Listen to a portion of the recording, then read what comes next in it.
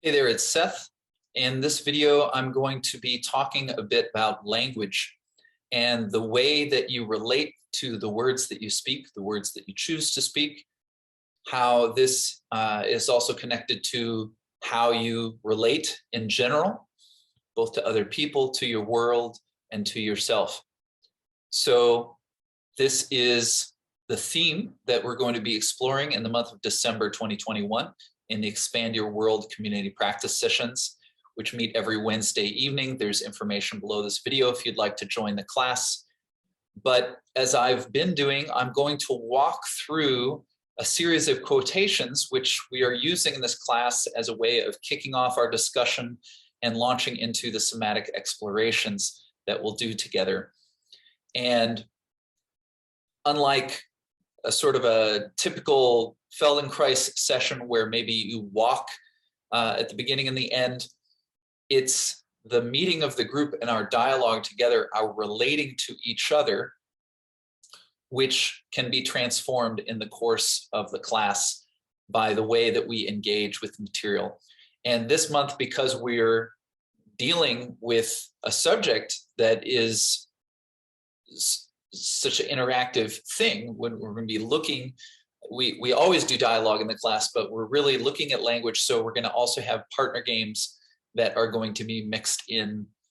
And so let's just get to what we're doing in each class here. Okay, the first class on December 1st, the theme is harmonizing with the environment. So I'll read to you the words that will inspire our practice. The earth has music for those who listen, said William Shakespeare. From David Abram, the speaking body readily transposes qualities from one sensory domain into another, according to a logic we easily understand, but cannot easily explain. James Carse, the author of Infinite Games, the unspeakability of nature is the very possibility of language. And from Henry Miller, the world is not to be put in order. The world is order. It is for us to put ourselves in unison with this order. Okay, so the idea here is that whenever we are speaking, we don't do this in a vacuum. We do it in an environment. And more than that, we do it in a sound environment. The earth has music for those who listen. And these other thinkers who I just read, they're talking about the fact that there's a certain order in the world around us. We can take note of it in terms of sounds that are around us. And then when we speak, how do we show up inside of that soundscape? So one of the things that we'll be noticing in this class is that in any environment, there is a kind of a central tone. Now, people might perceive it differently, but even right now, as you listen to this video, if you pay attention for a moment in the room that you're in, or even if you're outside, notice if there's a particular tone that is most present for you. So there could be some kind of appliance, or if you're outside, there might be a certain ongoing sound. Now, it's not always as clear, but there's often a certain tone. And there's a way that if you were to sing and sing one note, you might sing a particular note that would feel like it was more in harmony with the environment, or another that was not so much in harmony. Likewise, in your environment, the appearance and disappearance of various sounds might begin to suggest a certain kind of rhythm. So as you speak, if, for example, myself speaking right now, there's a certain rhythm to my speech. And it could be too fast, it could be too slow, or it could be somehow choppy. Now, it's not that there is a correct way to speak in terms of the rhythm or the harmonies that we use, but there is a relationship that we can begin to tune into. It's a way of becoming more present to what we are doing.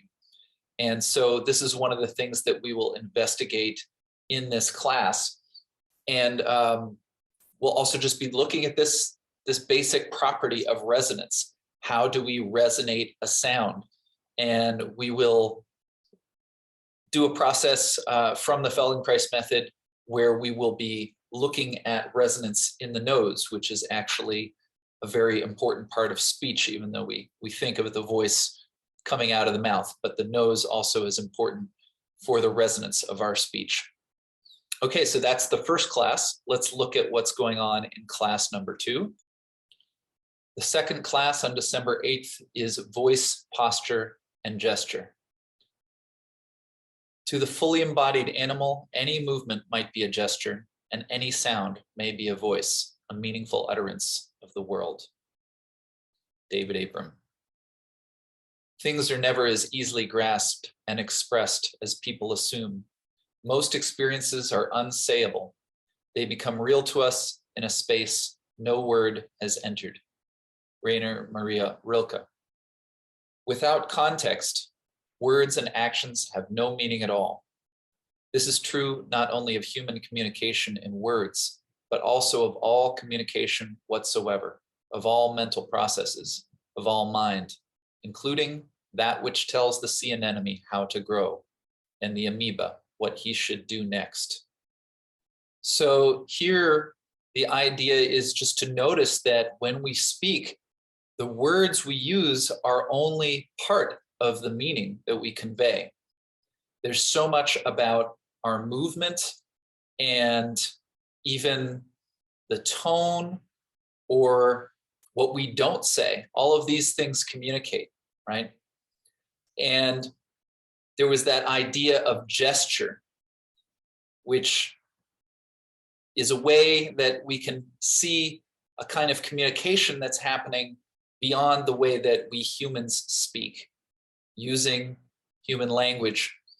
So this connects back to the first class, looking in the environment, and there may be things that we encounter that appear to us as gesture and that might communicate something, even if it's not in so many words. We will be exploring in this class movement, in particular movement of the spine and the arms, pointing or those kinds of things, but how that could also relate to the movement of the sounds that we speak.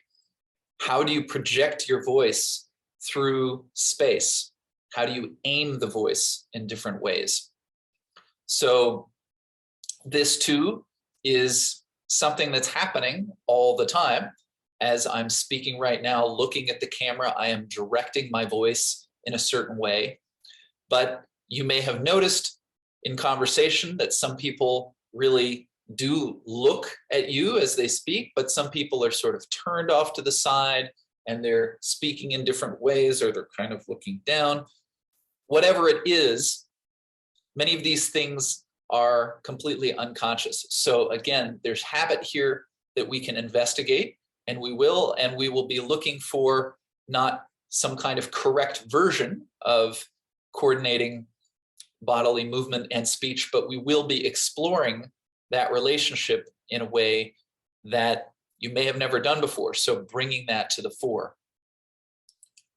Okay, I am very excited about the third class in the series, Non-Habitual Phonetics, Sprechstimme, and Sound Poetry. Relentless, the rebel peddles these theses, even when vexed peers deem the new precepts mere dreck. The plebes resent newer verse. Nevertheless, the rebel perseveres, never deterred, never dejected, heedless, even when hecklers heckle the vehement speeches. We feel perplexed whenever we see these excerpted sentences. We sneer when we detect the clever scheme, the emergent repetend, the letter E. We jeer, we jest, we express resentment. We detest these depthless pretenses, these present tense verbs expressed pell-mell. We prefer genteel speech where sense redeems senselessness. Christian book. And that quotation comes from his poem, Eunoia, which has 5 different chapters, all of which include only one vowel for the entire chapter. So this was, of course, from the chapter with the letter E. Okay, Paul Tillich said, "The vitality that can stand the abyss of meaninglessness is aware of a hidden meaning within the destruction of meaning." And now these are different quotations, all from Ludwig Wittgenstein. "Language is a labyrinth of paths. You approach from one side and know your way about. You approach the same place from another side and no longer know your way about. Uttering a word is like striking a note on the keyboard of the imagination. To imagine a language is to imagine a form of life.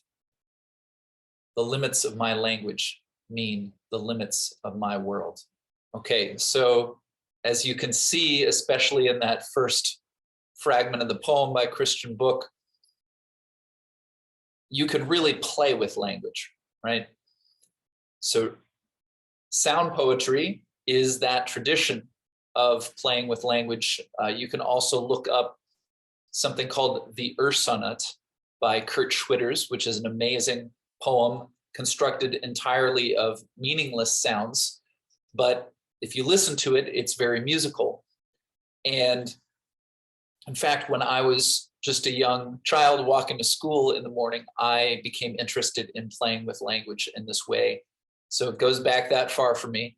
And I just had a very simple thought. Okay, in school, I'm learning to read and write, and certain letters and sounds go in certain orders, and they give me the words in the English language. But since I know the sounds that each of those letters represent, why couldn't I arrange them in other orders? Why couldn't I make up my own words? So we're going to do a bit of that in this class, and it's going to feel a bit odd, right? So that's why one of the other pieces of the title of this class is non-habitual phonetics. There's certain phonetic patterns that appear in our native language, in my case, English, that we're very used to. But there are all kinds of potential ways that we can use our tongues to form streams of phonetic sounds. And so by exploring some patterns that aren't the ones that show up typically in our language, we can really discover new capacities in the mouth. Now, Sprechstimme is an idea that comes from 20th century classical music, maybe goes even further back, but it's that idea of speech melody. So rather than someone singing la, la, la, la, la, la, really, kind of like notes in the 12-note scale, they might be doing something that sounds a little bit more like the way my voice is going up and down now, but it's not looking for notes in a scale. It's just kind of going up and down. And there are composers who began to put something more like speech voice over music. And of course, sometimes it was still dramatic, so it wasn't like normal everyday speech. There might be, these sounds like da da da da da da da da da da da. Just improvising some Sprechstimme here, but this idea, right? So by paying attention to the melodies that are embedded in language and then playing with the idea of melody separate from the words that we're speaking as we try to convey a particular meaning in a conversation, again, we're deconstructing the language and we are finding new possibilities in it. Now, for some people, this will just appear as nonsense, but that's actually worth thinking about. Nonsense or just being playful, right? Do you feel vulnerable to think of speaking nonsense, especially where someone else could hear you? Well, there's a whole phenomenon called speaking in tongues, right? Where some people have a religious experience and they begin speaking and it doesn't sound like any language that anyone knows. It's just a flow that comes out of the mouth, but it's very much that same kind of activity that we're doing. It is speech. It's just speech that isn't expressing something in a known language. So there are aspects of the self that can be opened up through this process, but you might encounter some kind of resistance to doing that. So we'll also be investigating that together. Okay, so let's talk about the fourth class in the series. Call and response in communication and perception. Human communication is an alive, ever-changing creation. It is created, recreated, and co-created in each moment. And creation requires patience, the ability to tolerate emptiness. Susan Campbell. A real conversation always contains an invitation. You are inviting another person to reveal herself or himself to you, to tell you who they are or what they want. David White. The letter you do not write, the apology you do not offer, the food that you do not put out for the cat. All these can be sufficient and effective messages because zero in context can be meaningful. And it is the recipient of the message who creates the context. Gregory Bateson. Infinite speakers must wait to see what is done with their language by the listeners before they can know what they have said. Infinite speech does not expect the hearer to see what is already known to the speaker, but to share a vision the speaker could not have had without the response of the listener. So here we're looking at how conversation is very much a give and take. Just supposing that it's two people speaking, one speaks and the other one listens, but there's a certain length of the speech for each person. There's a kind of a potentially a rhythm to the interchange that goes back and forth, or it could be very lopsided, right? Or sometimes we speak at the same moment, we interrupt each other, or we may have silences, sometimes awkward silences, or maybe they're just very comfortable silences. But there's an interaction, there's an exchange here. And so as a couple of those quotations pointed at, it's also a shared process of making meaning. There is something that one says, you put it out there, but then you don't quite know what you've done until you hear the response of the other person, which then provokes a response in you. So we may well use some partner games in this class to explore this dynamic, as well as awareness through movement. Now, a particular thing that we're also going to look at is how call and response, this idea of one thing happening and then there's a response, this happens even in the act of perception. So just to become aware of my environment, there's a way that I am putting my attention in a particular way. Where I'm putting my attention very much controls what stimulus I'm going to be aware of. And then that stimulus, as it comes in, is perhaps going to lead me to the next action that I take. Whereas if I was putting my attention in another place, it would be a different kind of call and response, we might say. So we'll also be looking at how this process takes place just between ourselves and the world.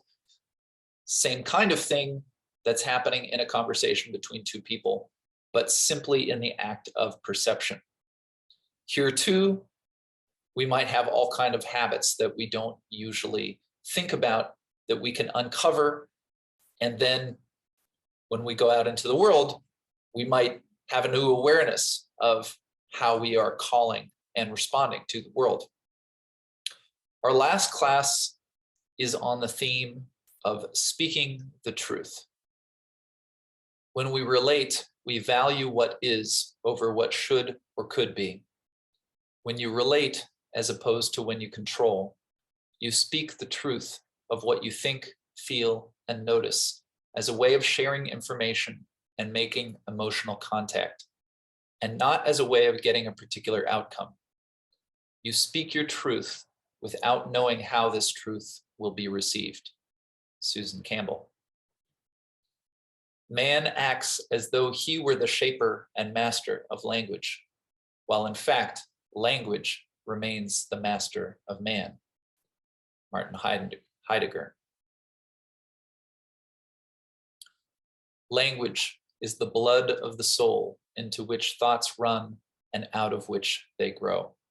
Oliver Wendell Holmes. Okay, so what does it mean to speak the truth? And how does it feel to speak the truth? And how are these things different than speaking something that is less than the truth? Can you actually feel it in your body when you're saying something that isn't entirely true? Now, this isn't about necessarily catching ourselves lying, but when we interact, how much of ourselves do we reveal? How much of what is true do we actually speak to? There's a way that in typical everyday interactions, hi, how are you? How are you doing? Oh, I'm fine. How are you doing? Great weather, right? There's this kind of just very surface, not very meaningful kind of interactions that we can have.